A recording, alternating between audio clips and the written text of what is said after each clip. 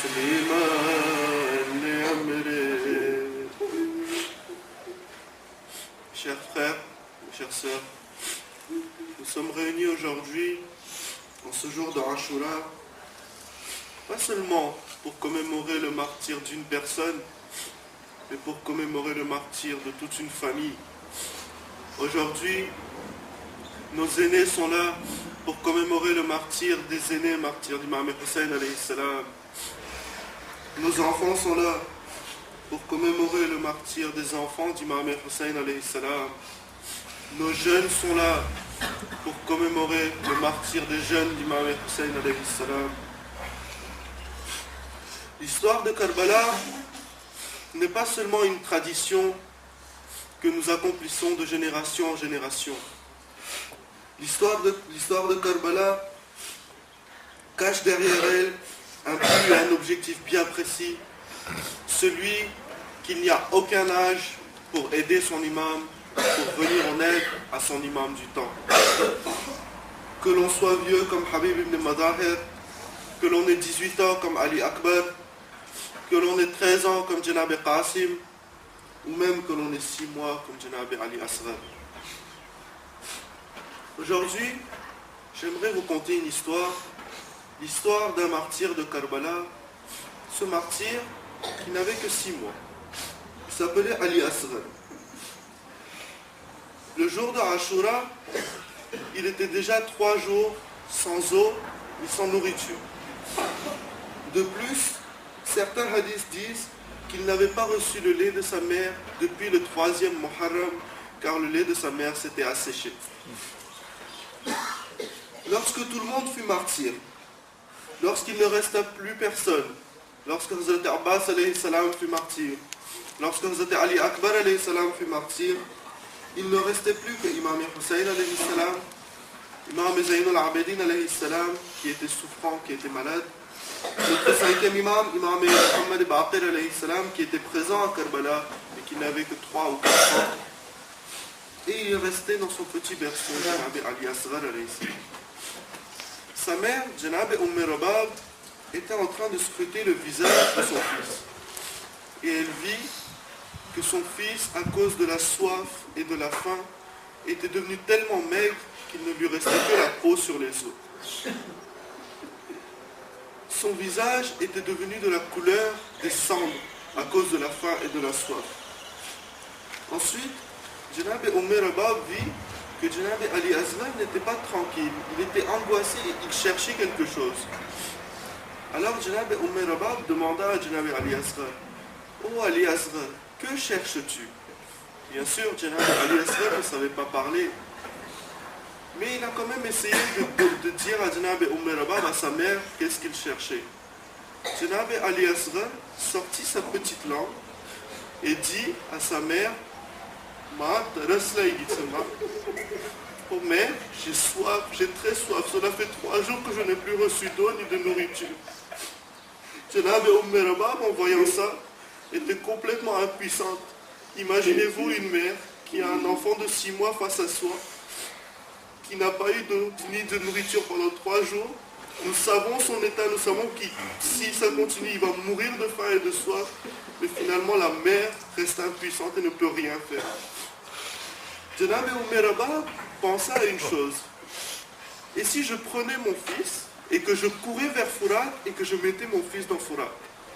Mais elle abandonna cette pensée immédiatement en pensant à son mari, à Imam Hussein alayhi salam, et en se disant: mon maître Imam Hussein alayhi salam a déjà subi assez de tourments depuis le début de cette journée en amenant chaque dépouille au khayma, celle de Janab Qasim, en allant à la dépouille de Hazrat Abbas, en amenant la dépouille de Hazrat Ali. Alors, une mère qui est impuissante et qui ne peut rien faire, tout ce que Janab Rabab trouva à faire, c'est de prendre son enfant et de le serrer de toutes ses forces et de lui donner tout son amour maternel. Lorsqu'elle serrait Janab Ali Asghar dans ses bras, alors elle entendit un bruit. Du premier coup, elle eut peur, mais lorsqu'elle se retourna, elle dit que c'était Imam Hussein alayhi salam qui rentrait dans la tente. Alors, le cœur d'une mère ne put supporter plus longtemps et elle dit à Imam Hussein, Ya Aqa Hussein, mon fils est assoiffé et affamé depuis 3 jours. Si ça continue, il va mourir de faim et de soif. Ya Hussein, faites quelque chose. Alors, Imam Hussein alayhi salam regarda Rabah. Ensuite, il jeta un coup d'œil dans le berceau et il vit qu'effectivement, l'état de Janab Ali Asghar s'était extrêmement détérioré. Alors, il dit à Janab Rabah, donne-moi Ali Asghar. Je vais aller demander à l'armée de Yazid de donner de l'eau à cet enfant-là. Janab Rabah, qui était une mère, était toute contente. Enfin, mon enfant va avoir de l'eau. Et Janab Rabah ne savait pas que c'était la dernière fois qu'elle donnait son enfant à Imam Hussein. C'était la dernière fois qu'elle voyait son enfant vivant. Janab Rabah donna son enfant à Imam Hussein. Mais avant qu'Imam Hussein quitte la tente, Janab Rabah dit, Ya Aqa Hussein, mon enfant est assoiffé depuis 3 jours. Dehors, il y a beaucoup de soleil. Ne laissez pas Ali Asghar sous le soleil. Prenez votre vêtement et mettez-le sur Ali Asghar pour le protéger du soleil. Imam Hussein alayhi salam sortit et comme Rabah l'avait dit, il prit son vêtement, son abat, et il le mit sur Janab Ali Asghar pour le protéger du soleil. L'armée de Yazid vit Imam Hussein alayhi salam arriver. Et ils virent que Imam Hussein alayhi salam avait quelque chose caché dans son vêtement. Alors l'armée de Yazid crut qu'Imam Hussein alayhi salam avait apporté le Saint-Coran, qu'il voulait maintenant, en dernier recours, s'en remettre au Saint-Coran dans sa bataille contre Yazid. Imam Hussein alayhi salam prit le soin de se rapprocher suffisamment pour que l'armée de Yazid puisse voir ce qu'il avait dans la main. Lorsqu'il s'approcha suffisamment, il ouvrit son vêtement et il éleva son fils de 6 mois de cette manière-là en disant, ô armée de Yazid, vous qui êtes de Koufa et de Syrie, vous m'avez trahi, vous m'avez demandé de venir et ensuite vous m'avez trahi et aujourd'hui vous êtes en train de livrer une bataille contre moi. Vous pensez que j'ai fait un crime, un guna, en m'opposant à Yazid et en ne lui prêtant pas allégeance. D'accord.